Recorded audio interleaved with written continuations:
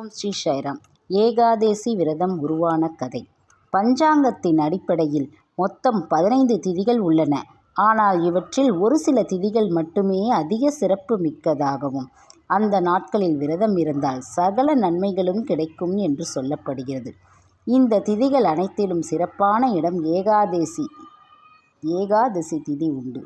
இந்த திதிக்கு மட்டும் அப்படி என்ன சிறப்பு, யார் அந்த ஏகாதசி என்பதை இங்கு தெரிந்து கொள்ளலாம். யார் இந்த ஏகாதசி?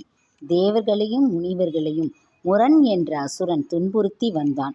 அவர்கள் தங்களை காப்பாற்றும்படி மகாவிஷ்ணுவிடம் முறையிட்டனர். முரனுடன் விஷ்ணு போரிட்டு வெற்றி பெற்றார். பிறர் சென்று ஓய்வெடுத்து கொண்டிருந்தார். அப்போது முரன் பெருமாளை கொல்ல வாளை ஓங்கிய போது விஷ்ணு தன் உடலில் உள்ள சக்தியை ஓர் பெண் வடிவத்தில் தோற்றுவித்தாள். அவள் முரனுடன் போரிட்டு வென்றாள். அசுரனை வென்ற பெண்ணுக்கு ஏகாதசி என்று பெயர் சூட்டினர் பெருமாள்.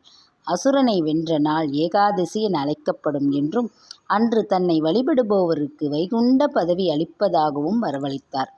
அந்த தினமே வைகுண்ட ஏகாதசி என்று சிறப்பாக கொண்டாடப்படுகிறது.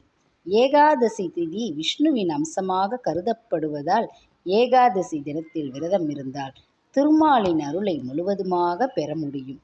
இந்த சேனல் பிடித்திருந்தால் லைக் செய்யுங்கள், ஷேர் பண்ணுங்கள், சப்ஸ்கிரைப் செய்யுங்கள்.